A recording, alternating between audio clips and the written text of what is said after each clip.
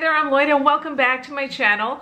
Now in this video, I'm going to be sharing with you everything that they don't tell you when you get into real estate.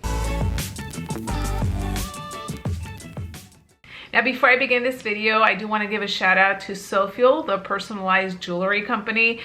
They've sent me a few items in the past, which includes this custom necklace, which has my name. If you see my videos, I have mentioned that I don't like to wear name tags, and instead I wear this necklace, which has my name. And recently I was able to customize this cell phone case to the branding of our team, Team BC Sold. I did this on their website. And another item that they recently also sent me, which I also customized and personalized on their website, was this gold 18 karat watch. As you can see, I did the center right here. It says sold Team BC Real Estate. I picked the colors, I picked the font, and they were able to personally do this for me. So thank you, Sofiel. If you're interested in items like this or personalizing anything, the links will be in the description box below. So if you're watching this video, it's probably because you're thinking about getting into real estate, or maybe you're brand new and you're super excited about working with your first buyer or getting your first listing. But some of the things that you see on TV are not how real life real estate transactions are going to go, and that's exactly what I want to cover in this video. See, many times we see on shows like $1 Million Listing or the shows on HGTV where real estate agents are making millions of dollars and selling multi-million-dollar properties. Negotiations take place in only an hour or two in a restaurant or outside of a restaurant, and everyone's happy. And that, unfortunately, is not how this business is. You see, ultimately, you deal with so many different people, so many different personalities, that if you are not emotionally stable or ready to take on the stresses of other people and their emotions, this business is going to take a huge toll on you, to the point that you are not going to want to do this, or you're going to give up, or you're going to say, screw this, this is not for me, I don't want to do it, I don't want to deal with other people's BS or their drama. And it's going to cause you to get out of the business. For me personally, I knew before I get into real estate that as a real estate agent, if I did X number of transactions, I would make X amount of money, which would be more than if I would have stayed at my old career working a 9-to-5 or more like 12 hours a day, because of the industry that I was working with, which was pretty much nonstop. Real estate for me was a way to make the money that I was making there and even more, but at the same time work for myself. Now, there's a thing that I want you to know. There's a misconception that a lot of people think, especially brand new agents, and they think, you know, I'm going to get into real estate and I'm going to be my own boss and I'm going to make my own hours and this and that. And especially in the beginning, you end up working more than you probably have ever before.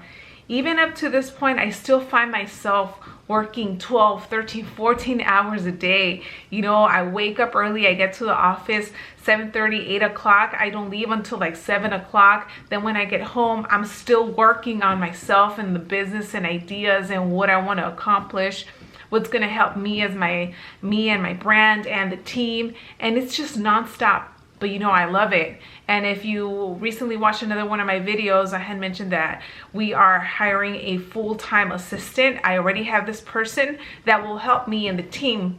And again, this is because there are so many hours involved in the business that they don't tell you about. What you hear, especially in the beginning, is, you know, you're going to call and then you're going to door knock, or here are some leads. Maybe your broker is going to give you some leads. But the reality is that it's going to be your job to convert those leads. If you don't convert them, you're not getting paid. Now, let's say you are getting now deals. You're putting listings together. You're getting buyers.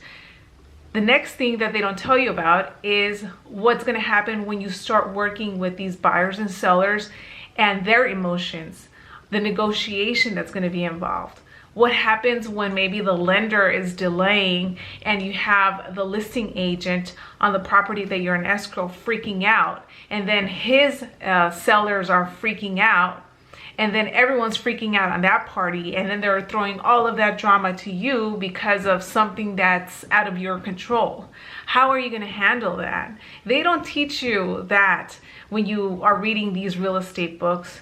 You are gonna have to go through these situations and learn, and it's gonna be hard and it's gonna be tough, and you're gonna cry, and you're gonna want to go under a rock and not want to answer your phone and put everyone on do not disturb or just turn off your phone. But these are things that you're gonna deal with eventually if you haven't already, and these are things that you have to be prepared for. I'm telling you because I've gone through this, and it's not fun. It's not fun when you're closing a deal, escrow has closed, and it turns out that the seller's not moving out, the buyer's outside the house, the buyer ends up calling the police to get the seller out. Imagine being stuck in that. Imagine when the buyer, which this is an exact situation that I recently went through, where my client, the buyer, got to that point, the seller hadn't moved out, and the buyer wanted to move in already, and escrow had already closed, which at that point, once escrow closes, you as a real estate agent, you're no longer part of that transaction. That transaction is over. So essentially, you can't do anything. But imagine having the pressure of now, like this person that was your client telling you, why hasn't that seller moved out? If he doesn't move out by this amount of time, I'm gonna call the cops and I'm gonna sue them. I'm gonna sue everybody. Imagine. And this is stuff that it's not the first time. It's probably not going to be the last time that I have dealt with it, that maybe you have dealt with it. Maybe you have heard stories of other people deal with things like this. But are you ready to deal with it? That's the question. These are the things that are not going to teach you. It's through life experience that you're going to learn how to deal with it. But I can tell you that I survived and I learned so much from it, and I'm here and I'm still getting deals and closing deals and getting more business, and that little thing didn't stop me from continuing. And that's just one story. Imagine also working with nightmare tenants that don't cooperate, or when one of your clients, maybe it's your client, they don't cooperate or they don't communicate, or the negotiations is going so bad or all over the place that you don't know what's going to happen, and maybe that deal that you were counting on doesn't end up happening. Maybe you were already banking on that check that you were going to get $10,000, $20,000, but the deal doesn't end up happening. These are all little things that are going to test you. They're going to test your patience. They're going to test you to see if you're really ready to take it to the next level. Once you pass, I feel like these are little tests to see, okay, Loida's doing good right now. Let's throw a curveball at her way and see how she reacts or how she handles it. And if I pass with flying colors, then I'm ready. It's like I'm leveling up. And that's how you have to see it. You're going to go through a lot of situations. Maybe you're going to go through situations with other agents, maybe personal things that are going to interfere or want to stop you from doing what you want to do or progressing in life. And you just have to grab the bull by the horns and make shit happen. That's what it's going to take. So these are just some of the things that I wanted to share with you, because I know that I don't see a lot of videos of agents posting this. Maybe I haven't seen enough of them, but these are just the realities of being a real estate agent. It's not glitz and glamour. It's very tough and it's very draining. And if you don't have deals going on, it's gonna get to the point that you're gonna run out of your resources.